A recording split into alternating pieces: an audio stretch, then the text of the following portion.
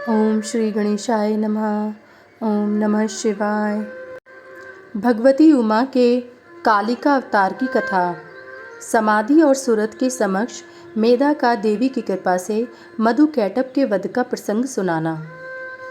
इसके अनंतर छाया पुरुष, सर्ग, कश्यप वंश, मनवंतर, मनुवंश, सत्यवतादि वंश, पृथकल्प तथा व्यासोत्पत्ति आदि का वर्णन सुनने के पश्चात मुनियों ने सूची से कहा, ब्रह्मवेत्ताओं में श्रेष्ठ सूची, हमने आपके मुख से भगवान शिव की अनेक इतिहासों से युक्त रमणीय कथा सुनी, जो उनके नाना अवतारों से संबंध रखती है तथा मनुष्य को भोग और मोक्ष प्रदान करने वाली है। अब हम आपसे जगत जननी भगवती उमा का मनोहर चरित्र सुनना चाहते हैं। पर ब्रह्म परमात्मा महेश्वर की जो आद्या सनातनी शक्ति है, वे उमा नाम से विख्यात हैं। वे ही त्रिलोकी को उत्पन्न करने वाली पराशक्ति हैं।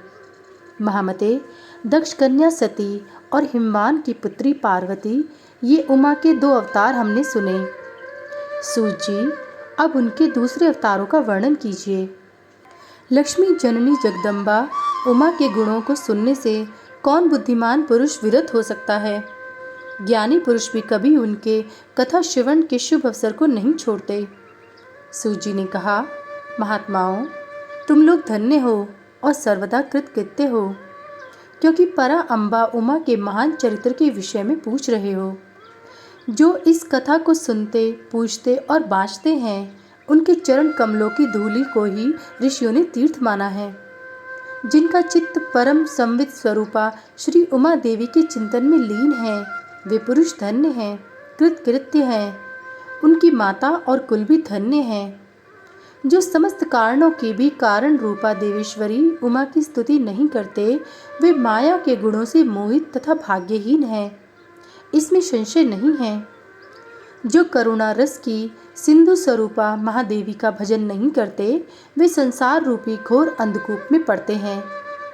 जो देवी उमा को छोड़कर दूसरे देवी देवताओं की शरण लेता है, वह मानो गंगा जी को छोड़कर प्यास बुझाने के लिए मरुस्थल के जलाशय के पास जाता है। जिनके स्मरण मात्र से धर्म आदि चारों पुरुषार्थों की अनायास प्राप्ति होती है, उन देवी उमा की आराधना कौन श्रेष्ठ पुरुष छोड़ सकता है। पूर्व काल में महामना सूरत ने महर्षि मेधा से यही बात पूछी थी। उस समय मेधा ने जो उत्तर दिया, वही मैं बता रहा हूँ, तुम लोग सुनो।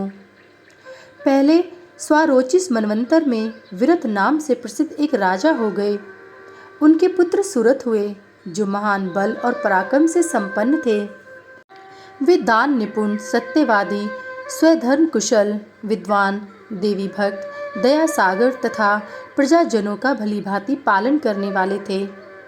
इंद्र के समान तेजस्वी राजा सूरत के पृथ्वी पर शासन करते समय 9 ऐसे राजा हुए, जो उनके हाथ से भूमंडल का राज्य छीन लेने के प्रयत्न में लगे थे। उन्होंने भूपाल सूरत की राजधानी कोल्हापुरी को चारों ओर से घेर लिया। उनके साथ राजा का बड़ा भयानक युद्ध हुआ। उनके शत्रुगण बड़े प्रबल थे, अतः युद्ध में भूपाल सूरत की पराजय हुई। शत्रुओं ने सारा राज्य अपने अधिकार में करके सूरत को कोल्हापुरी से निकाल दिया। राजा अपनी दूसरी पुरी में आए और वहां मंत्रियों के साथ रहकर राज्य करने लगे, परंतु प्रबल विपक्षियों ने वहां भी आक्रमण करके उन्हें पराजित कर दिया। दैव योग से राजा के मंत्री आदि गण भी उनके शत्रु बन बैठे और खजाने में जो धन संचित था, वह सब उन विरोधी मंत्री आदि ने अपने हाथ में कर लिया। तब राजा सूरत शिकार के बहाने अकेले ही घोड़े पर सवार हो नगर से बाहर निकले और गहन वन में चले गए। वहां इधर उधर घूमते हुए राजा ने एक श्रेष्ठ मुनि का आश्रम देखा, जो चारों ओर फूलों के बगीचे लगे होने से बड़ी शोभा पा रहा था। वहां वेद मंत्रों की ध्वनि गूंज रही थी। सब जीव जंतु शांत भाव से रहते थे। मुनि के शिष्यों, प्रशिष्यों तथा उनके भी शिष्यों ने उस आश्रम को सब ओर से घेर रखा था। महामते, विप्रवर वेदा के प्रभाव से उस आश्रम में महाबली व्याघ्र आदि अल्प शक्ति वाले गौ आदि पशुओं को पीड़ा नहीं देते थे। वहां जाने पर मुनीश्वर मेधा ने मीठे वचन, भोजन और आसन द्वारा उन परम दयालु विद्वान नरेश का आदर सत्कार किया। एक दिन राजा सूरत बहुत ही चिंतित तथा मोह के वशीभूत होकर अनेक प्रकार से विचार कर रहे थे। इतने में ही वहाँ एक वैश्य आ पहुँचा। राजा ने उससे पूछा, भैया तुम कौन हो और किस लिए यहाँ आए हो? क्या कारण है कि दुखी दिखाई दे रहे हो, यह मुझे बताओ। राजा के मुख से यह मधुर वचन सुनकर वैश्य प्रवर समाधि ने दोनों नेत्रों से आंसू बहाते हुए प्रेम और नम्रतापूर्ण वाणी में इस प्रकार उत्तर दिया। वैश्य बोला, राजन मैं वैश्य हूँ, मेरा नाम समाधि है। मैं धनी के कुल में उत्पन्न हुआ हूँ, परंतु मेरे पुत्रों और स्त्री आदि ने धन के लोभ से मुझे घर से निकाल दिया है। अतः अपने प्रारब्ध कर्म से दुखी हो मैं वन में चला आया हूँ। करुणा सागर प्रभु, यहाँ आकर मैं पुत्रों, पौत्रों, पत्नी, भाई, भतीजे तथा अन्य सुहृदों का कुशल समाचार नहीं जान पाता। राजा बोले, जिन दुराचारी तथा धन के लोभी पुत्र आदि ने तुम्हें निकाल दिया है, उन्हीं के प्रति मूर्ख जीव की भांति तुम प्रेम क्यों करते हो? वैश्य ने कहा, राजन आपने उत्तम बात कही है। आपकी वाणी सारगर्भित है, तथापि इसने पाश से बंधा हुआ मेरा मन अत्यंत मोह को प्राप्त हो रहा है। इस तरह मोह से व्याकुल हुए वैश्य और राजा दोनों मुनिवर मेधा के पास गए। वैश्य सहित राजा ने हाथ जोड़कर मुनि को प्रणाम किया और इस प्रकार कहा, भगवन आप हम दोनों के मोह पाश को काट दीजिए। मुझे राज्य लक्ष्मी ने छोड़ दिया और मैंने गहन वन की शरण ली, तथापि राज्य छीन जाने के कारण मुझे संतोष नहीं है और यह वैश्य है जिसे स्त्री आदि स्वजनों ने घर से निकाल दिया है, तथापि उनकी ओर से इसकी ममता दूर नहीं हो रही है। इसका क्या कारण है, बताइए। समझदार होने पर भी हम दोनों का मन मोह से व्याकुल हो गया है। यह तो बड़ी भारी मूर्खता है। ऋषि बोले, राजन सनातन शक्ति स्वरूपा जगदम्बा महामाया कही गई हैं। वे ही सबके मन को खींचकर मोह में डाल देती हैं। प्रभु उनकी माया से मोहित होने के कारण ब्रह्मा आदि समस्त देवता भी परम तत्व को नहीं जान पाते। फिर मनुष्यों की तो बात ही क्या है। वे परमेश्वरी ही रज, सत्व और तम इन तीन गुणों का आश्रय ले समयानुसार संपूर्ण विश्व की सृष्टि, पालन और संहार करती हैं। नृपश्रेष्ठ, जिसके ऊपर वे इच्छा अनुसार रूप धारण करने वाली वरदायिनी जगदम्बा प्रसन्न होती हैं, वही मोह के घेरे को लांघ पाता है। राजा ने पूछा, मुने जो सबको मोहित करती हैं वे देवी महामाया कौन है और किस प्रकार उनका प्रादुर्भाव हुआ है, यह कृपा करके मुझे बताइए।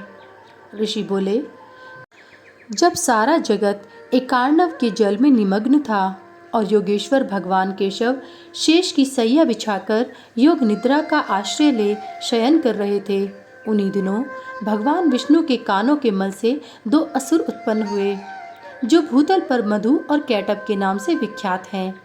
वे दोनों विशालकाय घोर असुर प्रलय काल के सूर्य की भांति तेजस्वी थे। उनके जबड़े बहुत बड़े थे। उनके मुख दाढ़ों के कारण ऐसे विकराल दिखाई देते थे मानो वे संपूर्ण जगत को खा जाने के लिए उद्यत हों। उन दोनों ने भगवान विष्णु की नाभि से प्रकट हुए कमल के ऊपर विराजमान ब्रह्मा को देखकर पूछा, अरे तू कौन है? ऐसा कहते हुए उन्हें वे मार डालने के लिए उद्यत हो गए। ब्रह्मा जी ने देखा ये दोनों दैत्य आक्रमण करना चाहते हैं और भगवान जनार्दन समुद्र के जल में सो रहे हैं। तब उन्होंने परमेश्वरी का स्तवन किया और उनसे प्रार्थना की, अंबिके तुम इन दोनों दुर्जय असुरों को मोहित करो और अजन्मा भगवान नारायण को जगा दो। ऋषि कहते हैं, इस प्रकार मधु और कैटब के नाश के लिए ब्रह्मा जी के प्रार्थना करने पर संपूर्ण विद्याओं की अधिदेवी जगतजननी महाविद्या फागुन शुक्ला द्वादशी को त्रैलोक्य मोहिनी शक्ति के रूप में प्रकट हो महाकाली के नाम से विख्यात हुई। तदंतर आकाशवाणी हुई, कमलासन डरो मत, आज युद्ध में मधु कैटब को मारकर मैं तुम्हारे कंटक का नाश करूंगी। यों कहकर वे महामाया श्री हरि के नेत्र और मुख आदि से निकलकर अव्यक्त जन्मा ब्रह्मा के दृष्टिपथ में आ खड़ी हो गईं। फिर तो देवादिदेव ऋषिकेश जनार्दन जाग उठे। उन्होंने अपने सामने दोनों दैत्य मधु और कैटब को देखा। उन दैत्यों के साथ अतुल तेजस्वी विष्णु का 5000 वर्षों तक बाहु युद्ध हुआ। तब महामाया के प्रभाव से मोहित हुए उन श्रेष्ठ दानवों ने लक्ष्मीपति से कहा, तुम हमसे मनोवांछित वर ग्रहण करो। नारायण बोले, यदि तुम लोग प्रसन्न हो तो मेरे हाथों से मारे जाओ। यही मेरा वर है, इसे दो। मैं तुम दोनों से दूसरा वर नहीं मांगता। ऋषि कहते हैं, उन असुरों ने देखा सारी पृथ्वी एकार्णव के जल में डूबी हुई है। तब वे केशव से बोले, हम दोनों को ऐसी जगह मारो जहाँ जल से भीगी हुई धरती न हो। बहुत अच्छा कहकर भगवान विष्णु ने अपना परम तेजस्वी चक्र उठाया और अपनी जांघ पर उनके मस्तक रखकर काट डाला। राजन, यह कालिका की उत्पत्ति का प्रसंग कहा गया है। महामते, अब महालक्ष्मी के प्रादुर्भाव की कथा सुनो। देवी उमा निर्विकार और निराकार होकर भी देवताओं का दुख दूर करने के लिए युग युग में साकार रूप धारण करके प्रकट होती हैं। उनका शरीर ग्रहण उनकी इच्छा का वैभव कहा गया है। वे लीला से इसलिए प्रकट होती हैं कि भक्तजन उनके गुणों का गान करते हैं। अध्याय 28 से 45 तक समाप्त। सभी वेद और पुराण सुनने के लिए हमारे इस चैनल को सब्सक्राइब करें और सभी वीडियो को लाइक करें। अगर मुझसे पढ़ने में कोई त्रुटि हो गई हो तो कृपया मुझे क्षमा करें और कमेंट में हर हर महादेव लिखना ना भूलें। भगवान भोलेनाथ की कृपा आप सब पर सदैव बनी रहे। हर हर महादेव। जय भोलेनाथ।